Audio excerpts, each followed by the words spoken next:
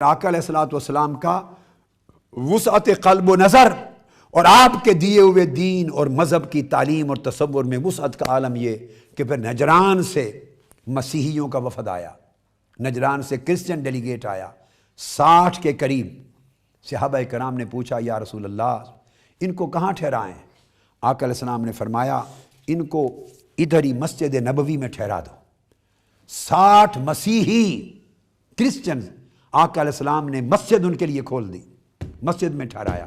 اب سوچئے ہمارا طرز عمل کیا ہے، ہمارا سلوک نان مسلم مائنورٹیز کے لیے کیا ہے، ہمارا سلوک تو مسلمانوں کے اندر جو مختلف مسالک ہیں ہم تو ان کو مسلمان گوارا نہیں کرتے، ان کو انسان نہیں سمجھتے، ان کے گلے کاٹتے ہیں، ان پر گولیاں چلاتے ہیں، ان پر بم بلاس کرتے ہیں۔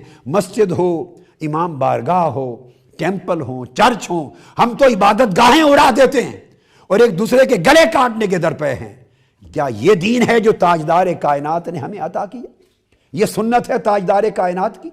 یہ اسوہ حسنہ ہے تاجدار کائنات صلی اللہ علیہ وآلہ وسلم کا؟ وہ سنیے۔ تو آقا علیہ السلام نے غیر مسلم مسیحیوں کے 60 افراد کے وفد کو مسجد نبوی میں ٹھہرایا۔ ان کی عبادت کا وقت ہو گیا، اپنے مذہب کے مطابق انہوں نے کہلا بھیجا۔ صحابہ کرام نے پوچھا یا رسول اللہ وہ عبادت کرنا چاہتے ہیں، آپ کو معلوم ہے ان کا مذہب تو یہ ہے کہ ان کا قبلہ اپوزٹ سائڈ کی طرف، یعنی آپ کو پتا نا بیت المقدس کی طرف، اور اب مسلمانوں کا قبلہ تو مکہ کی طرف بن چکا تھا، تحویل قبلہ کے بعد کعبۃ اللہ بن چکا تھا، تو اپوزٹ سائڈ ہے، نارتھ اور ساؤتھ یعنی ایسٹ اور ویسٹ کر لیا، اپوزٹ سائڈ ہے۔ تو وہ عبادت کہاں کریں؟ آقا علیہ السلام نے فرمایا انہیں کہو اجازت ہے وہ ہماری مسجد میں ہی عبادت کر لیں، جس قبلہ کی طرف چاہیں منہ کریں اور اپنے مذہب کے مطابق عبادت کریں، آزاد ہیں میری مسجد میں اپنے مذہب کے مطابق عبادت کر لیں۔ یہ اوپننس ہے میرے آقا علیہ السلام نے دی، اس لیے کہ آپ نے فرمایا یا ایھا الناس انی رسول اللہ الیکم جمیعا، میں پورے عالم انسانیت کی طرف رسول بن کے آیا ہوں، سو میرے طرز عمل میں اور میرے اکاموڈیٹ کرنے کے رویے میں تنگی نہیں ہو سکتی۔ جس طرح میرا رب رب العالمین ہے، کوئی اسے مانے یا نہ مانے، کوئی اس کی توحید پر ایمان لائے یا اس سے شرک کرے، وہ بلا امتیاز رنگ و نسل اور مذہب، وہ ماننے والے اور کفر و شرک کرنے والے سب کا رب ہے، سب کو رزق دیتا ہے، سب کو شفا دیتا ہے، سب کی ضروریات کی کفالت کرتا ہے۔ جیسے میرا رب رب العالمین ہے اس طرح میں اس کا محبوب رسول رحمت للعالمین ہوں۔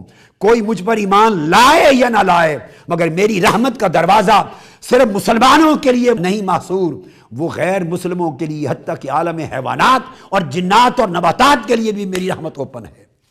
آقا کی رحمت للعالمینی کا یہ عکس ہم اگر اپنی سیرت میں پیدا کر لیں، اپنی زندگیوں میں پیدا کر لیں، اپنے معاشرے میں پیدا کر لیں، تو یہاں سے ہماری زندگی میں انقلاب کا آغاز ہو جائے۔ انقلاب کی آرزو رکھنے والوں، انقلاب اپنے اندر کی تنگیوں کو ختم کیے بغیر نہیں آئے گا۔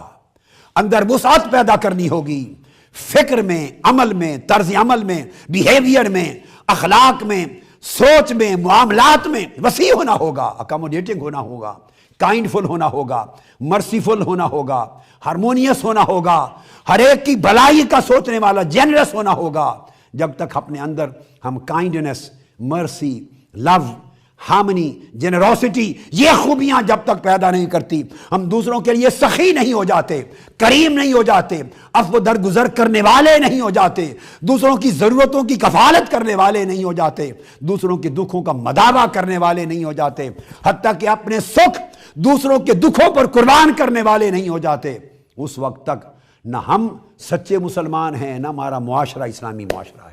سب سے پہلے نئی ویڈیوز کو حاصل کرنے کے لیے شیخ الاسلام ڈاکٹر محمد طاہر القادری کے آفیشیل یوٹیوب چینل کو سبسکرائب کریں اور بیل آئیکن کلک کریں۔